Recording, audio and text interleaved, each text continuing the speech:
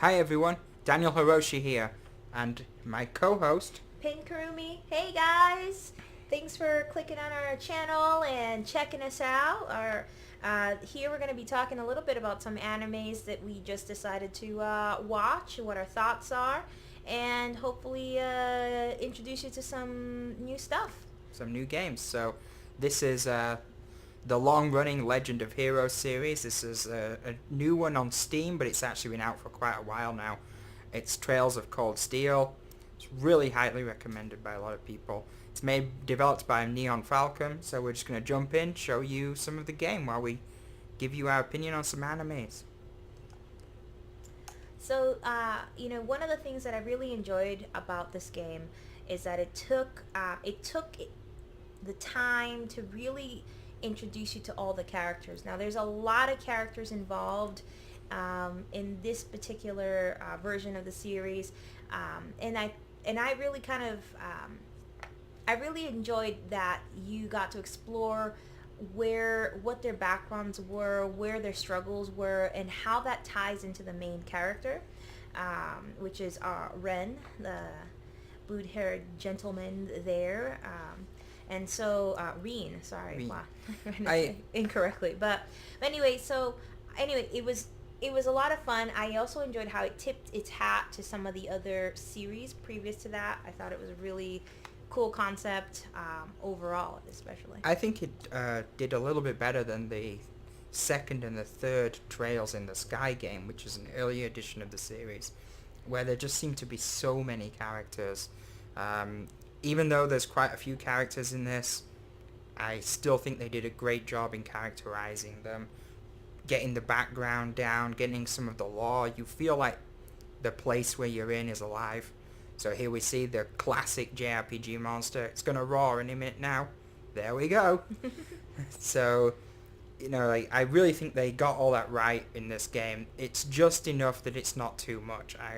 I think they did brilliant. So we're about to go into our first battle. This is a monster. I'm actually playing the New Game Plus, so I'm probably going to seem excessively overpowered in this combat sequence. So actually the combat is kind of like an SRPG. It's not as in-depth though as Disgaea, but certainly your positions will matter on the battlefield, as different enemies will have different types of attack radiuses. Some are conal, some are zonal. So I also think something that's really cool about this game, and that was incredibly helpful, was the fact that you can move the camera around in the battlefield. This guy is relatively, you can see where he's at, but there were some enemies that, they were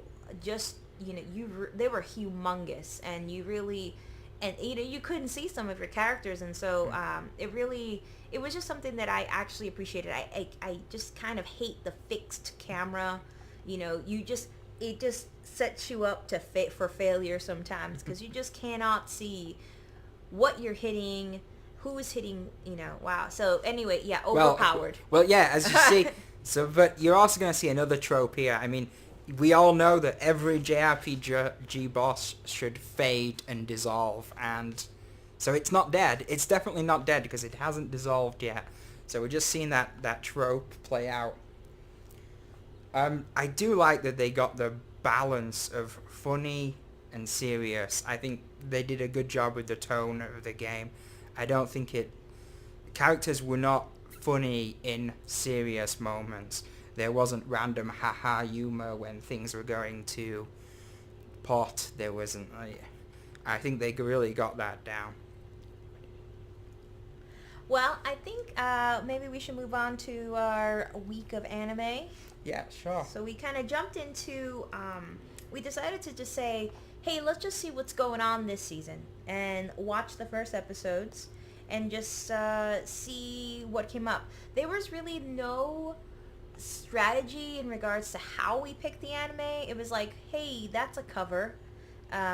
We just, it was all entirely really arbitrarily. So in the future, we'd love to have people make suggestions to us so that we can review them. But for right now, these were we were gonna do 3 animes that we actually just saw this season that came So out. they're from the current season, the autumn fall season. So we're just gonna review those three, and So the that's first good. one that we jumped into was Ancient Magus Bride. So this one, the reason I picked it was literally because I said, well, that one has a girl that's being picked up. I couldn't quite see the image very close, but I could tell that was a girl that was being held, and it was that was really the reason why I clicked on it. I had no idea what what was going to happen, but essentially it kind of it started out with this teenager young woman who was in chains. She was signing herself off. There was some sort of auction. Honestly, I was getting the, oh God, is this a hentai vibe? And It was, yeah, I mean, it started out quite dark, but it sort of transitioned into much more cute things. There was a lot of fairies, like, halfway through it. We saw a bit of the... Do you not agree? Well, I think the cuteness is really I don't know, not something that's really dominant. It is ultimately definitely a I would say a darker anime. It's the main character in it is a mage who happens to have the head of a skull, maybe of a deer or something of that sort. Anyway, it's a person with a skull head. Okay, so Well, it's not. And then I mean, I think there was a lot of innocence to her. The girl that was being sold, and really having those, like, there was a moment with the fairies, and they were just all happy, and that really set up that moment of that innocence that I think it's gonna play on throughout the anime with her. That could be true. That could be true. I mean, it. I did enjoy the magic and fantasy in it. It was something that, you know, like I said, randomly picked. I was not necessarily expecting it to be so bizarre, but you know, it was interesting. The one thing that I think that I was really disappointed on was the fact, and I should have guessed it by the title, but the thing that I was the most disappointed is he's like, oh, and I'm looking for a bride. And so I was kind of excited about the idea that this young girl was going to become a magician, and she was going to become an apprentice, and her life was going to change. And then it felt like, oh, well, and you don't get to have, you know, I don't your see life. I don't see what it added to the story just from the first episode. I think she could have just been his apprentice, and he could have took on perhaps a father figure, as she did say at one point that she had no family. Yeah. You know, like, Yeah, definitely. I think having him as a father figure would have worked a little bit better, but that's obviously only from the first episode. So, I mean, I would be interested in seeing how it develops, but not like, I don't have a burning urge for it. Well, and then for something a little different, you know, it was kind of a dark cover, and so we're like, well, let's go for something real funny. And so we clicked on AnimeGataris, and oh my goodness, was this another special selection? So, and so essentially it starts out school life. It's you know, this girl goes to high school, and there are people in this high school, and somehow the plot of anime comes up. So they have a conversation, side conversations, and the main character herself isn't involved in those conversations. She starts off by dreaming about a particular anime, doesn't she? And then, I guess. I mean, and then she tries to find out what it is, and then she meets some rich girl. I mean, you quickly see the tropes of the school life genre showing up. But at this point, I think the problem is that I didn't really know what the purpose of the anime was. You know, it took a while for the actual plot that they're gonna start this anime club to actually emerge, and by 20 minutes in, you feel like you should have already known a little bit about what's going on. I also thought the main female character in this just really wasn't into anime. And so it was like the drive was all coincidental. Yeah, it fell into their lap. They want, the secondary character the that was motivation introduced. was really lacking, wasn't it? I mean, from the main character, the motivation was non-existent. Yeah. The motivation mainly come from the second character. Yeah. And also this whole like dream about the anime. I just honestly it was so vague that she was even dreaming about an anime that you just didn't really even know it until she mentioned it to that other character. Hey, have you heard of this? But then, out of nowhere, a talking cat shows up.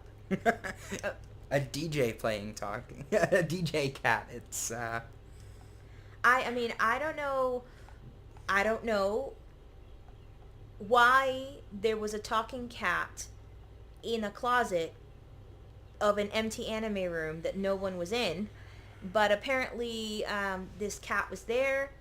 Again, I think it's it was so random. I think it's I think why? I think it's about tone, isn't it? You know, there was no element of magic or anything, you know, Did they like? It would have been cool if they found like a magical manga, and then the manga, the cat came out of the manga, and it was like an enchanted manga, and that it made their little anime dreams come true. Wait a second, I'm just writing this down. Okay, but it was like there's just something, you know. Why is there a talking cat in an entirely very, very real world that they set up in? Like, it was really, I don't know, very, very kind of a very bootleg Genshiken, I guess. Yeah.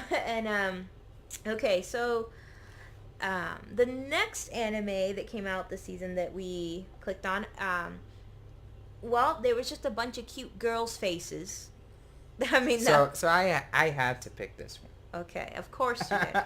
There was one cute girl's face, and she was making some cake, you know, so how could I not pick it? Yeah. And so, in the end, the plot for this one... BlendS. BlendS. Good to mention the name, BlendS. And then just in case I just buzzed through it, the previous anime was AnimeGataris. So this one, BlendS, it's set in a maid cafe where each girl plays a very specific type of trope. But the thing is, it's not their personality. So most of them play the opposite of their personality. So if one girl is really like Lolita, like our main character, she really goes into she plays in the maid cafe a sadist. Yeah, she plays a sadist. Now, I think she's like a very straight-laced girl, though. You know, like she's not very Lolita. She's not very Lolita-like. So you basically have the three tropes currently. One is the sadist, one is the Imoto, and the other is the little sister character. And, you know, and the tsundere. So they just get introduced. What I really like about it is that they are real extremes of their character tropes. That I think it makes the moments of comedy. This is a comedy anime. It's meant to make you laugh. It made me laugh within a minute. It reminds me of the anime Working actually a lot, which if anyone's not seen, I highly recommend. It's a very similar thing. I just think that because the tropes are so turned up to 11, it's great. It's a lot of fun. Makes you laugh. Takes you away from the seriousness of Magic Brides. Well, the thing is also, it's just really cool how the characters interact with each other. They really play off each other. You know, everyone is kind of an extreme of who, you know, they're supposed to be. And you know, the main character struggles with her sadist role, but in reality, she's really naturally good at it. And it's just really, really entertaining. Yeah, I think it's funny the way that she chose that role just by smiling, you know. Yeah, and everybody's like, "Oh, she's so cute," and then half of them are like, "Oh my god." Yeah. And so and half of them are really into it. So it was great. I mean, I laughed a lot. I was surprised. I was surprised for myself, just because it's not something I would typically have clicked on. Let's see. So then, moving on to the next bit, we then decided, well, if we went through and just did all the ones that came out this season, this would be a very, very short series, because there's not that many that come out every season. And so we decided, why don't we review animes that have come out before. So we would just want to do a classic section, give you some idea of things that have been completed and that we think you should watch. Now, the process was exactly the same, except that these were not first season debuted anime. So they had existed before, prior to this season. Some of them many years prior, some of them just recently. And so the very first one that kind of drew our attention, Knights and Magic. So this actually came out in the previous season. So this is a summer 2017. So it's still pretty fresh off the kitchen. Well, essentially with this one, it kind of starts very interesting. It doesn't touch on this again, but it starts off with the main character dying, and he's an otaku. He's out buying a Gundam model of some sort, and he dies. He gets hit by a car. Yeah. I just love how he dies and he somehow ends up in the perfect place for any of us. So anyways, I was going to get to, he's then reborn in a magical realm where mech knights exist. Lucky him. And he gets to, and magic is also a component of it. Sorry, I was just laughing. A component of it. And so he essentially, in just one episode, goes through the ranks as some sort of, I would say even like mech savant. He's just brilliant. Yeah. Brilliant at magic, brilliant at mechs. He realizes that the mechs use a system of programming, so he's naturally good at it. He understands things, and he really revolutionizes this tech for them. And on top of that, it's like he has like these passive memories of his previous nerd life, and so he uses the references to his Gundam models from his dreams to kind of proceed into the next level with whatever he is inventing at the time. And so you have to understand that when he died, he was probably maybe 20-something, and then he's reborn as like a 7-year-old genius. Or he was an infant, but he was reincarnated. He is reincarnated as this like genius child. Anyway, it's your Gundam dream. I mean, you get to... I think if you're a fan of mech, you're probably going to like it. I mean, I'm not a big fan of the 3D effects, so the 3D fights, I still find them to be a little bit of an eyesore. I wish they'd just draw them. I think if you're a fan of mech, though, I think you're going to like it. Again, I don't think the characters are that delved into in the first episode. The main character is, but I mean, he has some friends that he made, and they followed him through life. They just kind of follow him. Yeah, and so it's maybe if we watch more of it, it gets more in depth into kind of the lore of the world and what's really going on and why they have these robots. But I think it has enough to catch you. I mean, I think it has enough to say like, well, why not click on the second episode? And luckily you can, because this is a completed series. So the next one, Fukumenkei Noise. So this one's a bit older. It's 3 or 4 years old now, so it's not as new as Knights and Magic. Well, this was a really nice surprise for me. So it started out school life, meaning in a sense, kind of this girl singing into the ocean. You see her grow up in kind of the first 5 minutes of the anime. She returns to the same spot for some unknown reason. And what comes around is that she is a a singer, and she is waiting for someone from her childhood. And this all comes into collision, I guess, in the first day of school when one of the clubs, which is a band, is performing, and she realizes that she connects with the music because she connects with one of the members. So essentially, she has a musical connection. I mean, she takes on a muse-like role. Yeah. With him, doesn't she? They seem to be each other's muse. This idea and that that they comes really bounce. that comes up in this series as well. And at the very end, there's kind of a suggestion that's actually not just her and this one character, the guitarist, but there's actually a secondary male character involved. So there's that idea that music is the connecting piece, but also that there's some sort of relationship that she has to experience.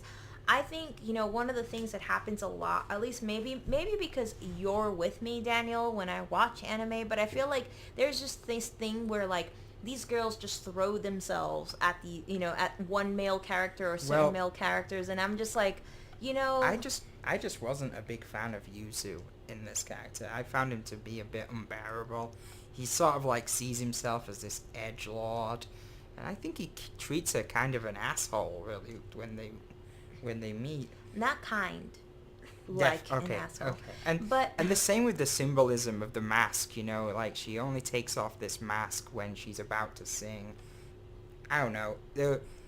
I just didn't fall in love with the characters. Yeah, I think it had potential for me. I just enjoyed the fact that it's gonna be something deeper than like, let's start a band because why not? And then she's not a fan of K-On!, by the way. I didn't say I wasn't a fan of K-On!. I'm just not a fan of groups that start for no purpose that are magically good at everything. And so, but I just felt like, well, come on, man. In K-On!, they were in high school, and none of them had a boyfriend. There was like no distraction from the club at all. Life just then you center on the music. Yeah, and so they were. It's cool. We can disagree. Yeah. Yeah, it's all right. It's cute. I mean, if it's cute. But anyway, with this one, I did kind of also enjoy. Did you like it? Well, no, I enjoyed the animation style. I think it has an interesting plot that I would mind kind of seeing. I don't know. I mean, it wasn't like sparkly. This is amazing. Oh my God, it's changed my life. I need to spam this for the next 2 days because that's how long it would take me. But yeah, I think it has potential. A little bit of a darker triangle. I just thought it was interesting. Okay. Okay, so last but not least, Mokke is a much older anime. This was about 2006. Yeah, so 2006. This is classic in classic terms. But it also has like kind of a classic animation as well. I mean, you could say that it's even, you could confuse it for something that was even done in like the 80s, really, but with the animation style. I think it was nice. It was pleasant. I think it was okay. It's the story is Mokke, I mean two the sisters. animation, yeah. The animation. Okay. Well, two sisters. They're both under the age of 10, maybe 12. So one is about 7, one is about 12. One can see ghosts, and one can only feel ghosts. And so their relationship, that kind of emerges in kind of an implied way until the grandfather clarifies. I really like the dynamic of the relationship. I mean, you see the little girl who is able to see the spirits. She's scared, but she tries to put on that brave face. Whereas the older girl, she wants to protect her little sister. And you can see straight away that their character arcs are right there. They're put straight in front of you. You know, one's going to have to overcome that fear. The other's going to have to step up and really overcome her fear of not being able to protect her sister. I really liked that. I thought that was a superb... Just told you so much that you need to know for the start of the show. I mean, I think the story is cute. I mean, I don't know. I think maybe what was missing for me, it might be that I don't know how long they can keep up this kind of plot. I think like they definitely need to bring in a few more characters. yeah, The anime itself is 24 episodes, I think. 26. 26. Good lord. So they're gonna need to expand on the character list just to keep you interested. Something else I really want to talk about is I really loved the whole yokai lore building. I liked that the monster had like a defined weakness. It wasn't some like dark I guess thing that from that beyond. was pretty.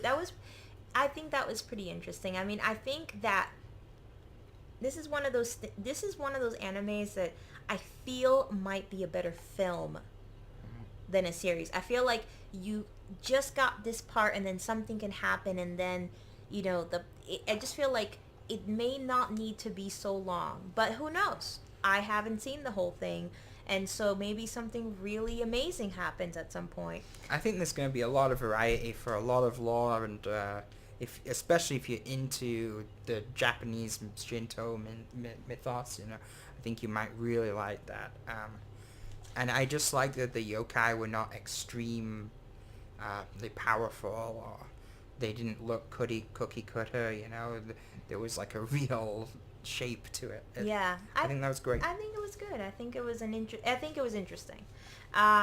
So after watching all 6, which one do you think you would actually pick out of the 6? BlendS. How come? I think BlendS because it's just right up my alley. It's what I like. As I said, it made me laugh straight away.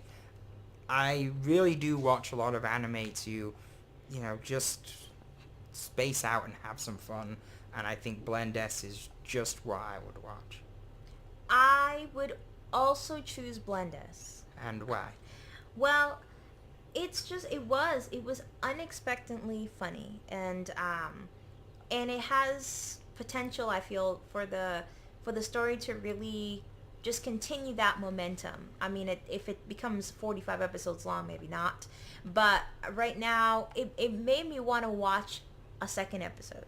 I would say a close second would be Fukumenkei Noise. I just thought it was an interesting concept of the idea of the band, but I would definitely 100% watch BlendS. Yes. 100%. I thought it was so cute. Caught me by surprise, but definitely the big hit for the week for me as well. Okay. But that's pretty much everything. I hope you enjoyed reading the text dialogue. I mean, like I said, this is one thing with the Trails games. They're very in-depth. Even these minor characters have a purpose. So obviously you have a lot of text and exposition, but as a JRPG fan, that's pretty much what you're looking for. Don't forget to add comments to the video, like, subscribe and such, and if you have any questions that we could answer on the show next time, then we'll take note of them and consider it. So thanks for listening, guys. Hope you enjoyed it, and we'll see you next time. Thank you. Bye.